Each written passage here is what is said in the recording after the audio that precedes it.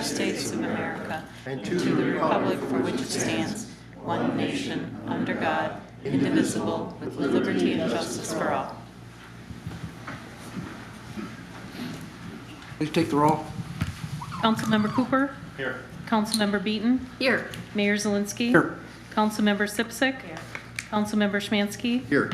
Mayor Pro Tem Grabowski? Here. Councilmember Pontiac? Here. City Manager? Here. City Attorney? Here. Deputy DPW Director? Here. Deputy Finance Director? Here. Public Safety Director? Here. City Engineer? Here. Thank you. Thank you. Public hearings, we have none. Citizens' comments on agenda-related items. Do we have any citizens who would like to comment on agenda-related items this evening?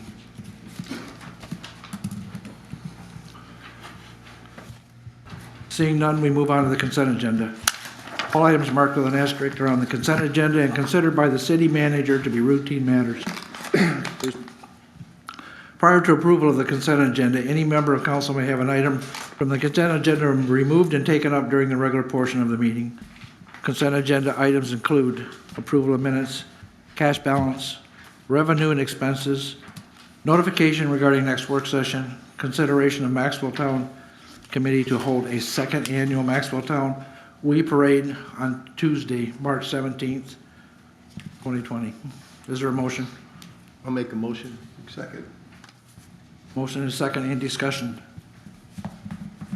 Seeing none, please take the roll. Mayor Zielinski? Yes. Councilmember Cooper? Mayor Pro Tem Grabowski? Yes. Councilmember Sipsick? Yes. Councilmember Beaton? Yes. Councilmember Pontiac? Yes. Councilmember Schmansky? Yes. Motion passed. Thank you. Unfinished business, we have none. New business.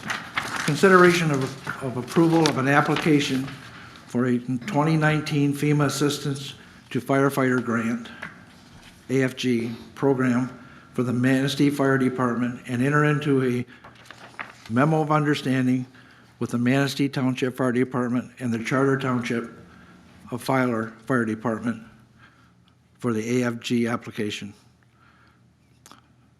The City of Manistee Fire Department is preparing to replace obsolete and expiring personal protection equipment and self-contained breathing apparatus.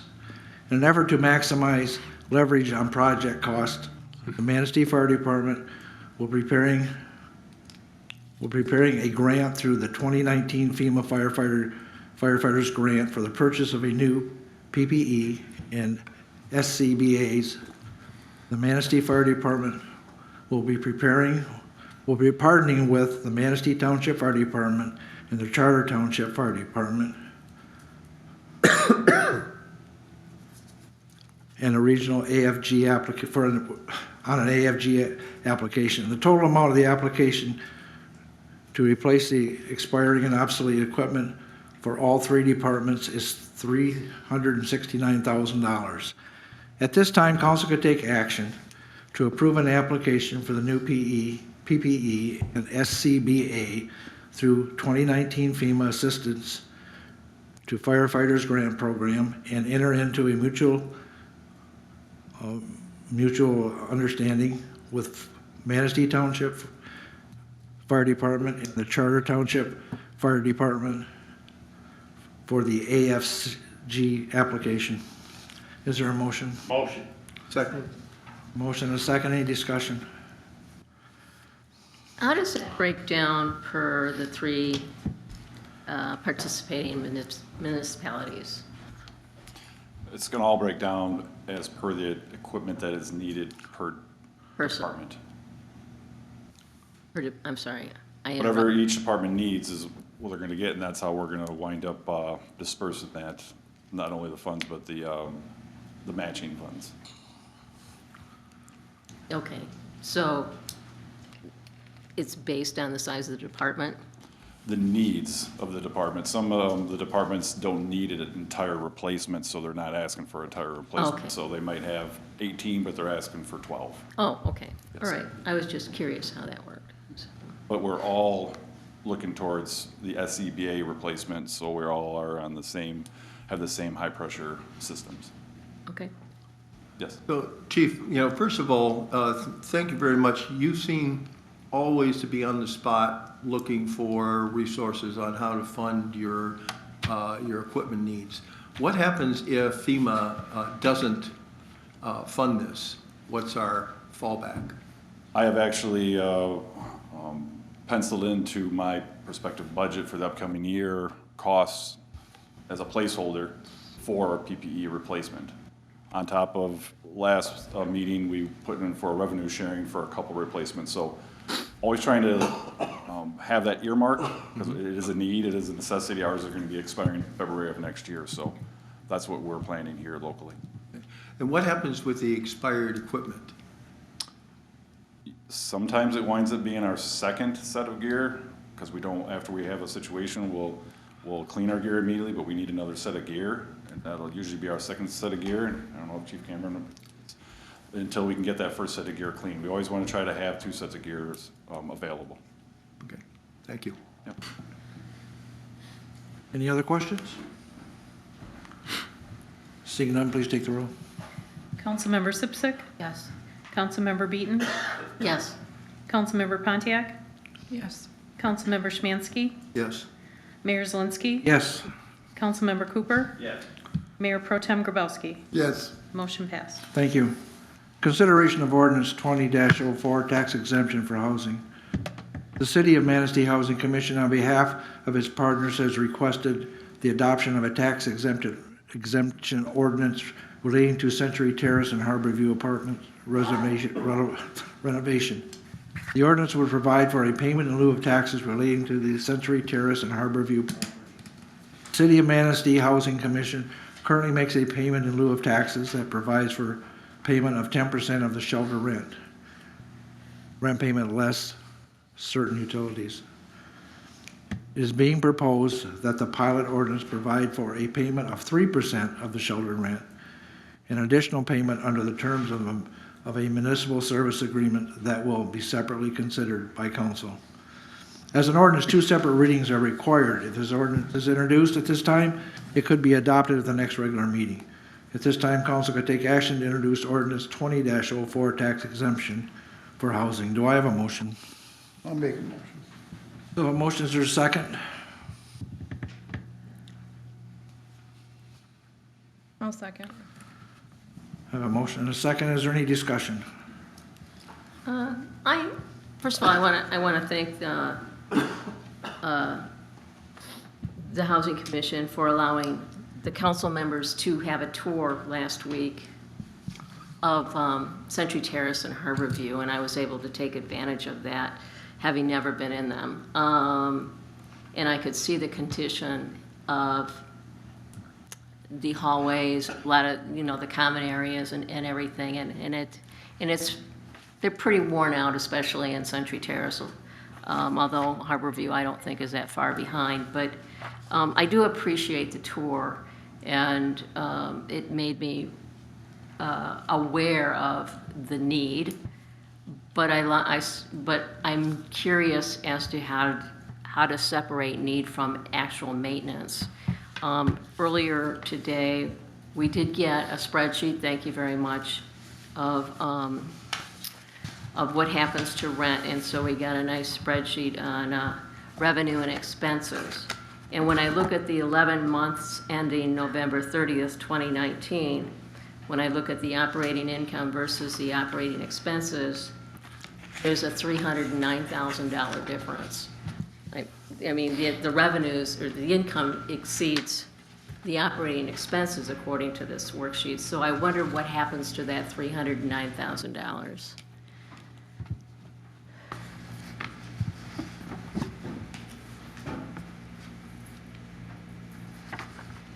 Fund McKim Cobus, Executive Director of the City of you. Manistee Housing Commission. It belongs to HUD. We are required to have a minimum of $540,000 operating reserve. We have been working over the last years to develop and have in place that operating reserve. We will be very close to it once we get the December 2019 report, but we're still under the $540,000 required to have an operating reserve. Those funds are funds that would have saved us And we were close to shut down when the federal government shut down, and HUD was 1 month away from not dispersing any funds to public housing authorities. This is a minimum of 6 months of operation.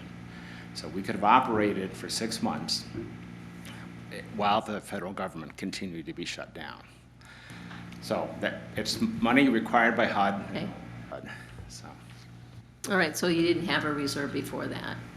We had a reserve, but it was very low, because we had spent money on trying to Band-Aid, through the building. But we had been operating at about 175 to 200 in a quarter, and they pushed us to get it higher. So 2 things brought that about.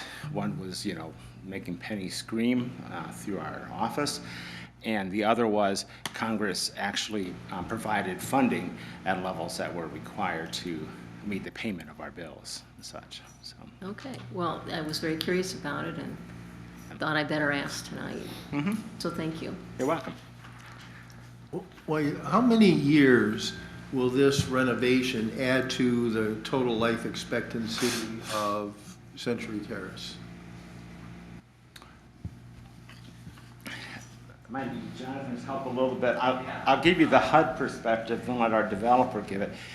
We're entering into a HAP contract with HUD that provides for the subsidy through a project-based rental assistance. So that's a 20-year contract with expectations of another 20-year, basically requirement of renewal, with a third renewal of 20 years. Interspersed during that time frame is upgrades and maintenance and taking care of the building that are built into the development plan. And I'll let Jonathan.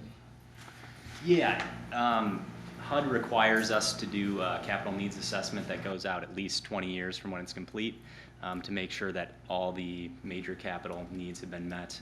And in addition to that, there will be a new reserve that's funded yearly. That's a replacement reserve that'll help take care of those capital needs along the way. And the way the tax credit program is structured, after 15 years, there's an opportunity to go back and get more tax credits that'll also help fix some of those capital needs that might have been. So there's a much more ongoing guarantee of being able to keep the properties in good shape in this program.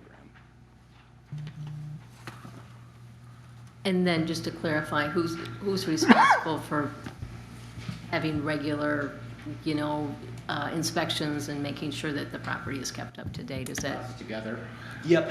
So the Housing Commission is going to continue to manage as they always have, and HUD does what are called REAC inspections, and those are done on I believe biannually. If they come back poor, then they come back every year or even less.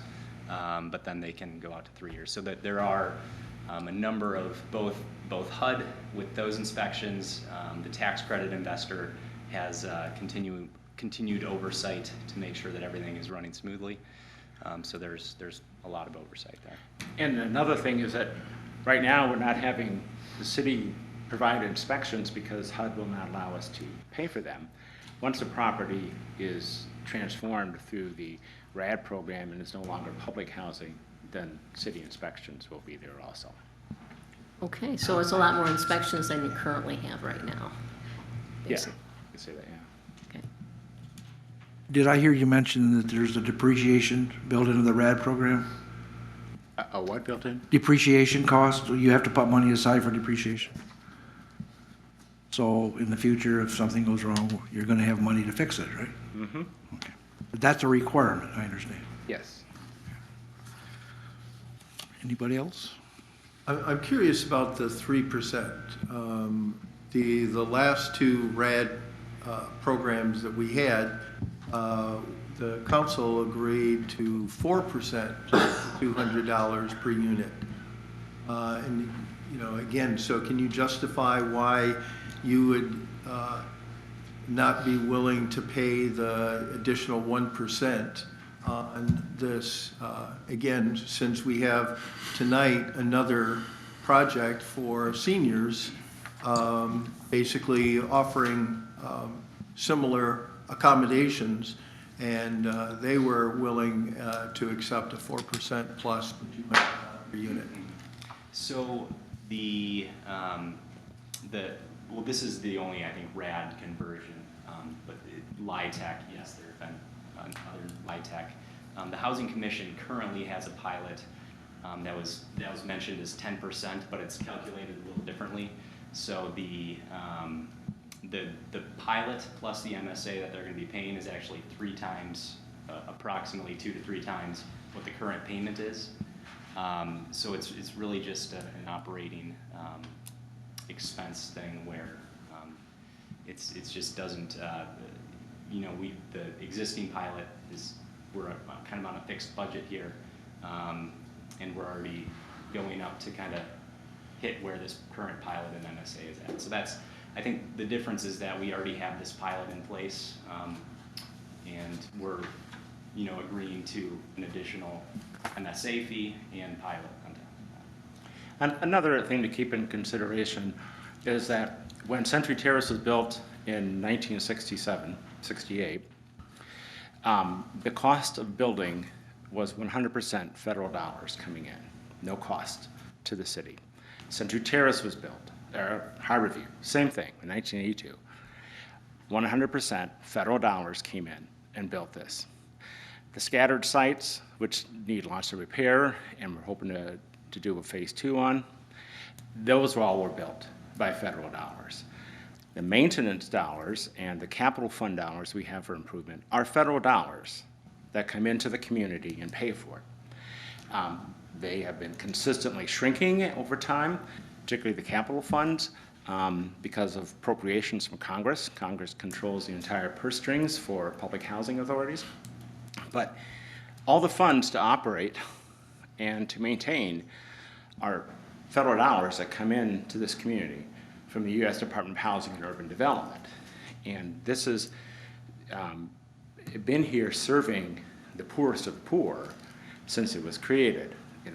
We serve a lot of folks who are at 30% or less of AMI. We have a handful of people who are considered on zero income. So they're living there without having to pay.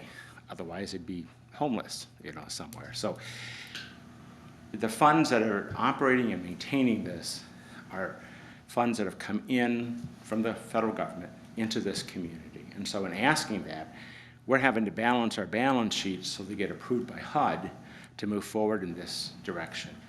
The 3% allows those balance sheets to work out better, to be liked and approved better by the HUD overseers on this. So that is, in my mind, as the executive director, in the nutshell, that we're a little bit different than private developers coming in and doing that. Okay, thank you. Any other questions for him? Thank you. Welcome. Please take the roll. Councilmember Szymanski? Yes. Mayor Zielinski? Yes. Councilmember Cooper? Yes. Mayor Pro Tem Grabowski? Yes. Councilmember Pontiac? Yes. Councilmember Beaton? Yes. Councilmember Sipsick? No. Motion passed. Thank you. Consideration of a mutual service agreement with the rehabilitation of Century Terrace and Harborview. CTHV Limited Division Housing Association LLC is proposing a municipal service agreement with the city as part of their pilot request. The municipal service agreement provides for a payment to the city by the developer for $200 per unit per year. The first year payment to the city will be $33,400 and will increase by 3% annually. The terms of the municipal service agreement is 35 years. At this time, council could take action to approve the municipal service agreement and authorize the mayor and city clerk to sign the agreement. Is there a motion? I'll make the motion. Second. I have a motion and a second. Any discussion? Seeing none, please take the roll. Mayor Pro Tem Grabowski? Yes. Councilmember Cooper? Yes. Councilmember Beaton? Yes. Councilmember Pontiac? Yes. Councilmember Szymanski? Yes. Councilmember Sipsick. Mayor Zelinski. Yes. Motion passed. Thank you. Consideration of ordinance 20-05 tax exemption for housing. Monroe Limited Division Housing Association Limited Partnership has requested the adoption of a tax exemption ordinance relating to the Monroe Cottage development. The pilot ordinance would provide for a payment in lieu of taxes of 4% of the shelter rent. An additional payment under the terms of the municipal services agreement that will be separately considered by council. As an ordinance, 2 separate readings are required. If an ordinance is introduced at this time, it could be adopted at the next regular meeting. At this time, council could take action to introduce ordinance 20-05 tax exemption for housing. Is there a motion? I'll make that motion. I'll second it. I have a motion and a second. Any discussion? Just a quick question for review. The term of the municipal service agreement is 18 years. Is that the time when they're going to sell the units, the housing units, to the occupants? Or is it that ties into that, right? So that they go back on the tax rolls? Okay. Yeah, that's when the pilot expires. It's for an 18-year pilot. Okay, but that's, okay. I'm just trying to make sure that it ties into when they're gonna be sold. It Okay, does. thanks. Any other questions? Seeing none, please take the roll. Councilmember Pontiac. Yes. Councilmember Szymanski. Yes. Mayor Zelinski. Yes. Councilmember Cooper. Yes. Mayor Pro Tem Grabowski. Yes. Councilmember Sipsick. Yes. Councilmember Beaton. Yes. Motion passed. Thank you. Consideration of a municipal services agreement for the Monroe Street Senior Living Project. The Oceana County Housing Commission Limited Division Housing Association is proposing a municipal services agreement with the city as part of their pilot request. The municipal services agreement provides for a payment to the city by the developer of $200 per unit per year.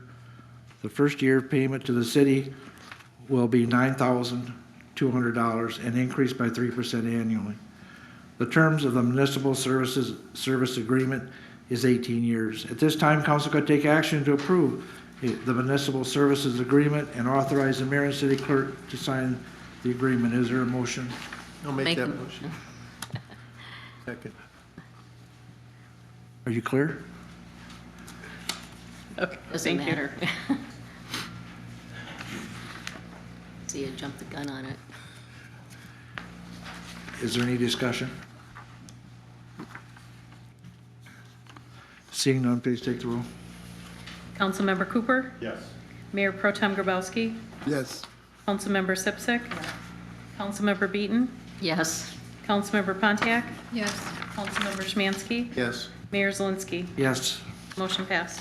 Thank you. Consideration of a sale of Lot 8 in Renaissance Park. The city has received an offer of $20,000 to purchase Lot 8 in the city Renaissance Park. At this time, council could take action to accept the offer as presented. Is there a motion? I'll make a motion. I have a motion. Is there a second? I'll second it. I have a motion and a second. Any discussion?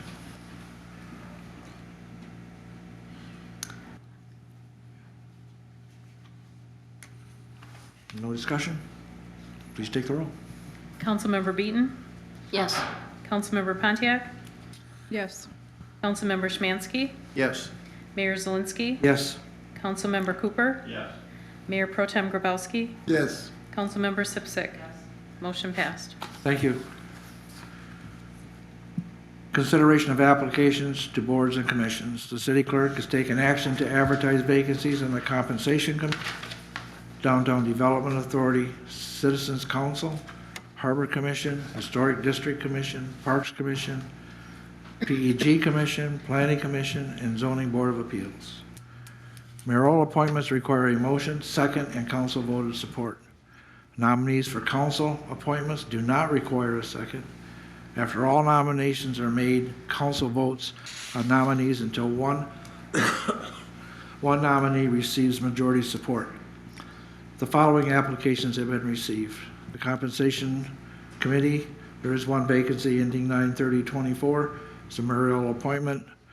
I would like to appoint Shelley Manberto of 347 Second Street. Do I have any support? Support.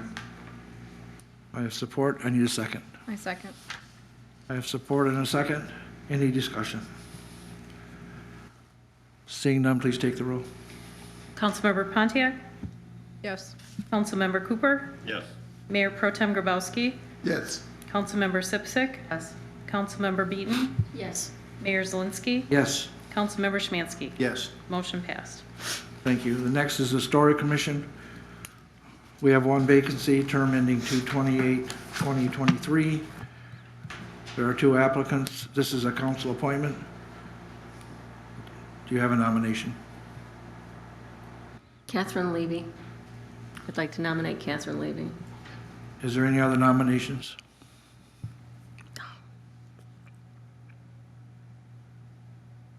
Seeing none, please take the roll.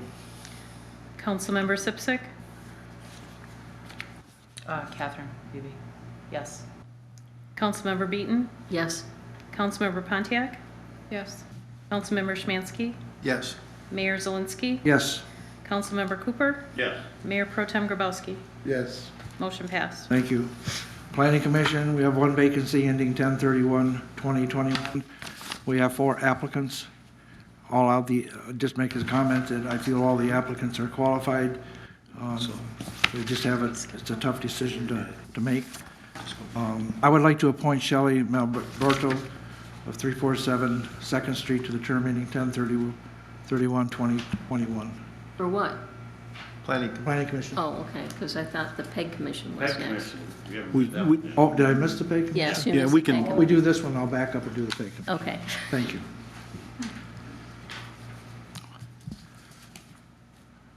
Do I have support? Yes, for Shelley Manberto. I need a second. Second. I have support and a second. Any discussion? Please take the roll. Mayor Pro Tem Grabowski? Yes. Councilmember Sipsick? Yes. Councilmember Beaton? Yes. Councilmember Pontiac? Yes. Councilmember Szymanski? Yes. Mayor Zelinski? Yes. Councilmember Cooper? Yeah. Motion passed. Now I'll back up and finish what we could have done before. Pay Commission, one vacancy. The term is ending 12/31/20. This is a council appointment. Applicants must be a Manistee County resident. We have one applicant. Council, what are your wishes? Is there a nomination? I would like to nominate Dylan Fitzsimmons at 307 Second Avenue. I have a nomination. There's no other nominations, so any discussion? Seeing none, please take the roll. Councilmember Szymanski? Yes. Mayor Zelinski? Yes. Councilmember Cooper? Yes. Mayor Pro Tem Grabowski? Yes. Councilmember Sipsick? Yes. Councilmember Beaton? Yes. Councilmember Pontiac? Yes. Motion passed. Thank you. Notice communication announcement. Tonight we have a presentation by Kathy Berard from Downtown Development Authority.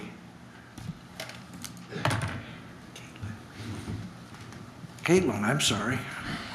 I'm having a tough night, I'm Caitlin. flexible. I'm just not well tonight. I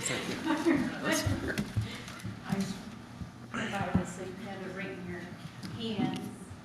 If you do have any additional questions or things that you think of, come up afterwards. I've been instructed to keep it sweet, but don't hesitate to share any information.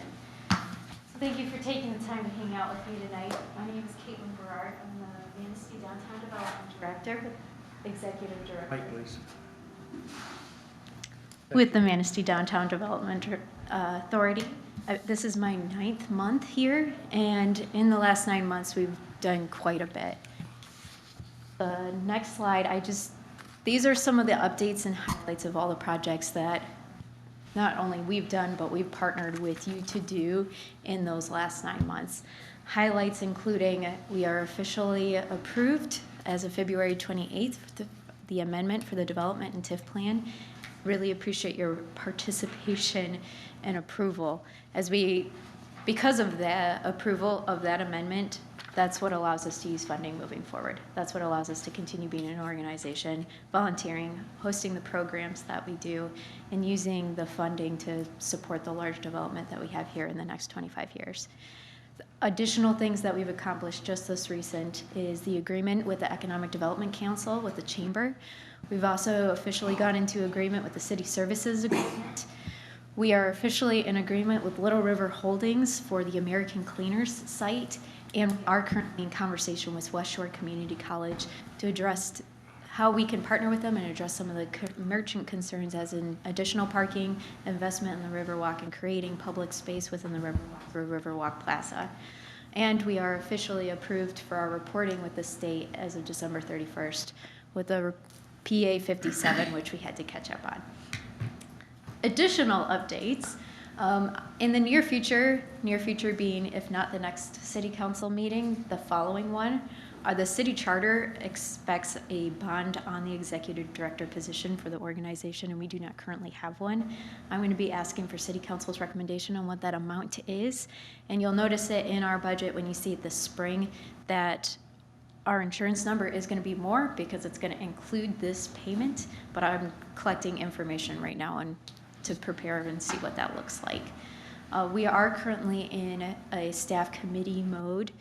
We are looking forward to having an additional staff person within the organization. The last two directors said it was critical, and I've experienced this as well. This organization is involved in so much, and it's awesome, and we can do so much more if we have some additional office support. So you'll hear updates as we kind of develop what those positions are. We want to have it as much established before we start and delving into the process, before we get ahead of ourselves.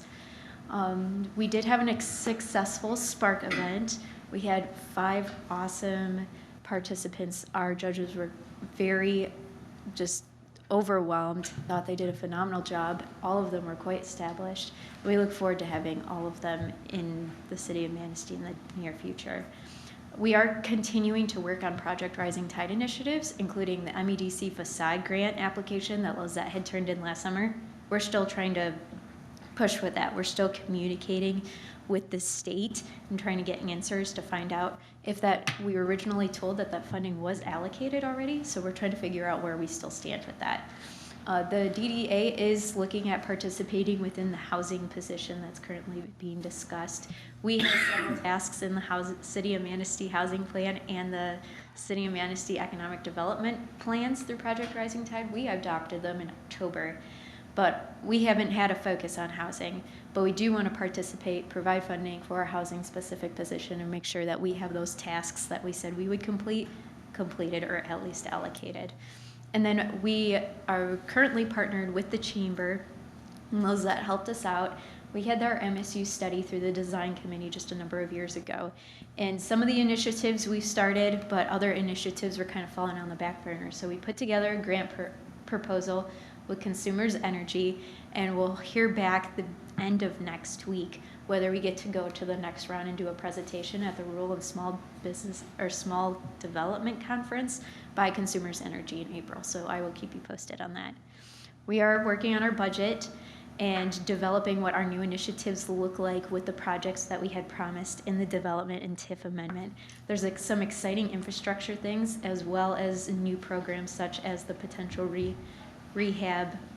rental rehab program. So more to come on that as we look at that further. We do have an awesome volunteer group that has approached the Manistee DDA called Manistee Magic. They hosted their first public meeting, and on a Friday afternoon, they had 30 people come and have signed up to be active volunteers. They had a great turnout. You can find them on Instagram for more communication. They would like to do an array of projects. Their motivation, they're both members on our ad hoc Blake committee, but they want to start doing something now, and they want to do something on a volunteer level. So they've got ideas, everything from service to development to structures to placemaking, and they are now reporting to our board what comments merchants are both having, but actionable items that they have already accomplished. So you'll continue to hear their names We're fully supporting them. And we're really excited to have this volunteerism and engagement from our residents and our merchants in our downtown, and look forward to seeing how they can participate in the future. We've got 2 active committees still on the board, design and business development, and they've got some major projects coming up. Design committee, we're just finishing up, Jeff isn't here, the RFP for the sandblasting and painting of trash cans and flower boxes, the RFP for the sidewalk paver leveling, and the RFP for the refuse containers. All 3 projects in which we look to do this upcoming summer. We are additionally working on a capital improvements plan for the Riverwalk. It's kind of been on a pause for the moment, but our intention is still to focus on it for June.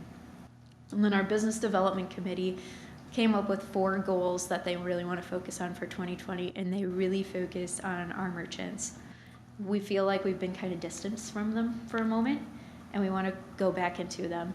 The 4 goals include business development, business retention, entrepreneurship for the year-round investment through Spark, and then public relations, promoting our businesses, breaking down their barriers, and being a more strong advocate for them.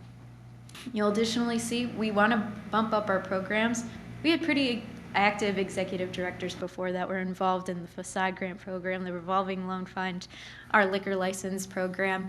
And while those programs are still active, we haven't had the applicants that we've had before, but we haven't done the promoting that we've done before.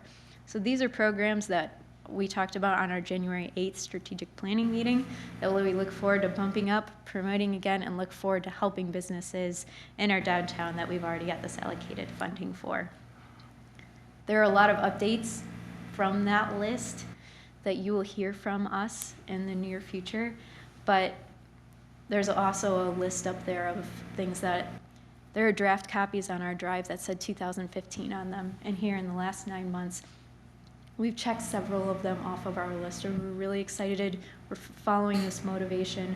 I'm really looking forward to activating some of these other checklist things in the near future. Any immediate questions? Really appreciate your enthusiasm, and it's refreshing. Thank you very much. Forward to working with you. I'm excited, man. It's a great place to be, and we've got some great for us. Just a quick question, Caitlin. You talked, it used to be they were really heavy into events. Where's the DDA at with events now? I'm glad you asked. So the Manistee Downtown Development Authority used to be a Main Street certification, which did focus more on placemaking, events, social engagements, activation, and it was a certification through the MEDC. So a lot of DDAs did originally go onto them, and we had a plethora of events. DDAs slowly started backing away from them because the more we got engaged with the certification, the farther we got away from the original legislation that the state had provided for DDAs to focus more on infrastructure. Our DDA kind of distanced itself from the certification just in the recent, like the last 3 or 4 years, and we have focused more on that infrastructure piece. That being said, we still host sleigh bells, hops and props, and look forward to ramping up our Spark Entrepreneurship event. And we haven't any merchant that has put in their time and effort for events because they know the importance, such as men's and ladies' nights, booze, brews, and brats, the Frostbite Chili. We fully support them by helping them with applications, putting them under our insurance, and letting them know if they need promotions or marketing for it, we're here for them and supporting them. We've got some pretty intense development programs. We've got some pretty intense infrastructure programs at the moment. We don't want to limit our merchants because we are focusing more on these development projects and infrastructure, but it hasn't been the main focus as of recent. Thank you. It's kind of like 180 from what it used to be. It's like things are really turned around. Sounds really good. Very encouraging. Any questions? Didn't you guys taking back the hops and props from the elves? Aren't they doing that now? Yeah. The Manistee DDA's Hops and Props is one of our events. It's a booze, Booze, Brox. Brews, okay. Yeah, we do not have booze, brews, and broads but Elks, Yeah. Yeah, they took it over. so they've been attending our merchant meetings, and we were supporting that when that came through, correct? Do you think, and I'm just throwing this out there, in the summertime, when we have lots of people walking around the streets, if on Friday nights, the merchants would ever get to the point where they'd like to be downtown and keep their stores open till like 9 or 10 o'clock? I'm getting excited because I mean, just, that would be Perhaps. nice if people could walk around and shop and eat downtown when it's nice out. Yeah. It wouldn't be like the regular blowout Friday Night Live that Ludington does, but it would be nice if they extended their hours on a few Friday nights. Thank you for addressing that, because our merchants, when I started, I had 2 consistent merchants coming to merchant meetings. Kind of wanted to get updates, but they were kind of weary. Our last merchant meeting, we had 13 merchants represented. And it was just 3 meetings ago where we started having critical conversations, such as, what does it look like to be open in the evening? What does it look like if I do a sale and you support me in the sale? What does it look like if our nonprofit does a theme for the summer and all the businesses kind of participate? So the conversations are starting to be had. They're starting to see if other merchants are going to be open with them. Are we going to be kind of supporting myself? Am I going to be kind of out here by myself? I'm excited to hear them make those comments and excited to hear them see the need for it. Your question, will we get there? I think we will. Okay, that would be great, I think. I think it's mandatory. Thanks. Anything else? Just Caitlin, you've been doing a great job. We're great and very lucky to have you here in Manistee, so thank you. And I echo that. I'm looking for some real exciting things to happen in the future. Attending the last DDA meeting and the last few DDA meetings has been super encouraging to see the progress made. So, thank you. Thank you. Appreciate it.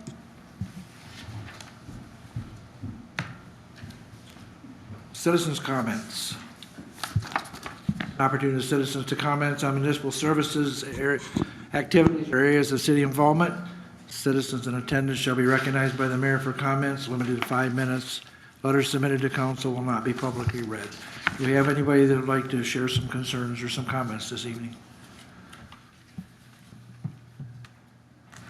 Seeing none, we'll go to officials and staff. Mr. Taylor, Nothing at this time. city attorney. Nothing, Your Honor, thank you.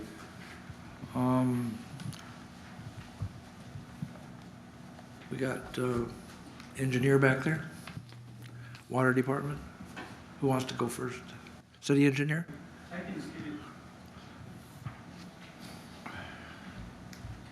Just real quick, Your Honor, just an update on the work we're doing with the DEQ on the corrective action plan. We've had pre-construction meetings, and construction will be starting on the work for addressing our issues with overflows. RD1A, which is the lining project, will probably start in about a week or two. The exact dates are unknown, but it's about when they're looking at starting. And then RD1B, which is our storm sewer and road improvements on the north side, they're scheduled to start around the beginning of April, but we have a neighborhood meeting scheduled for right now. It's notices will be going out soon for February 8th or March 18th at 6 p.m. So we're going to be noticing everybody that's adjacent to that project about that upcoming work. And is that the lining or is that something different? The lining will start in a couple weeks, and there's not a neighborhood meeting for that because it's scattered across the whole city. The work on the north side for the streets and storm sewer work, that is the one that will start beginning of April, and the meeting is tentatively set for February 18th at 6 p.m. in City Hall, or right in the chambers here. March? Any questions? Did I say the wrong thing? Close. Within a month. Thank you. All right. Finance? Nothing, Your Honor. Thank you. Water and sewer back there? Nothing at this time, we're good. Public safety? Nothing, Your Honor. Did I miss anybody? Nothing. Mr. Kowalski? Chief, are we doing anything about the virus? Everybody's up and going on about it. I heard you had a meeting or something today. Yes, I felt it prudent to try to get together with everybody in the county to try to start talking about this, you know, because it is in the news every day. I think everybody's very well aware of what to do, universal precautions, don't touch your face, wash your hands, those type of things. We met with all the schools today with emergency management, and we also had the health department there. We had a very good meeting just about what could happen and how things would take place if there is something that goes on within our schools. Then we met after as local public safety within the county, including dispatch and the health department and emergency management. Because if you think about it, if this hits, let's say, city fire, if it hits city police, and suddenly you're mandated by the health department for a 14-day quarantine, what are we gonna do? So we're already having those discussions. We're gonna have another meeting on this Friday to talk about it again, and then we're gonna have weekly meetings just as the news progresses, so we can try to make determinations. I mean, I've even talked about maybe we gotta start training some of our own staff on how to work the jail. What happens if the jail staff suddenly goes down? We need to be prepared to assist them. And we've all agreed that we're all gonna help each other because we have to be there just in case this happens. So those are things that we've talked about, we're trying to get prepared for. We've also done, the fire department's done a status on all the equipment that we have as far as health precautions for them, because as ALS, we're gonna be going to these calls. So they have to be prepared when they walk into this, that we have all that equipment. And Chief Cameron has made sure that they have a certain amount of equipment that is necessary, plus equipment that can, that ourselves as public safety can wear. I will also say that our 911 dispatch has sent out a protocol, and our citizens might have this happen to them. But if they call and start giving signs of a fever or lower respiratory distress, they're actually gonna be asked through 911 now, the questions about traveling abroad and those. And then that will at least alert us as first responders when we go to these calls, so we're better prepared. So there's a lot of things that are going on. I know I've also had discussions with the city manager and DPW about these things that are possibly coming down. We've had some good, healthy discussions. Our water guys could suddenly make contact with somebody at a house that might have it. So we have to be prepared to always be making sure that we're taking those precautions ourselves, washing our hands. I talked to the firemen today. I said, I know we keep this place real clean, but let's step it up tenfold. Why not? If that virus can stay on a substance on that door handle for a week, let's keep cleaning. Let's keep it up, so at least we can hopefully prevent that from touching base here in Manistee. Did I hear you mention that do we have protective gear for our first responders? And We have what the CDC recommends, a higher level with our paramedics. But yes. we have all that equipment. We have that ready. We have a limited amount. I mean, I think everything's on back order. I mean, I was at Home Depot to get one thing, and I just happened to go down that aisle and saw bare shelves for any and all paper mat. I was at Walgreens this morning buying hand sanitizer, and I bought the last 3, so, yeah, it's going off this.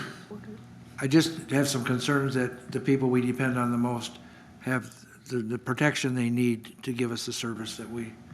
We're also, I know that Chief Cameron's been in contact with Munson to get all of our public safety personnel, and the counties actually wants to be partaking in this also to get fit tested for the N95 masks, so everybody's wearing the appropriate N95s. And N95s are the best masks to be wearing for these situations. You're still gonna have issues with touching your face and doing other things that you could easily get the virus. You gotta remember, this is not an airborne like a TB. This is a droplet airborne, so after someone coughs or sneezes, you have that barrier where it could land, so people have to remember that also. Any other questions for the chief? Thank you very much. Yes. What, we're gonna pass those on now? Go ahead. Okay, we got Scott McCullough, Amy Liston, Laura Levine, Bradford, Tracy Linden, Jeremiah Hayner, Jason Allen. Thank you,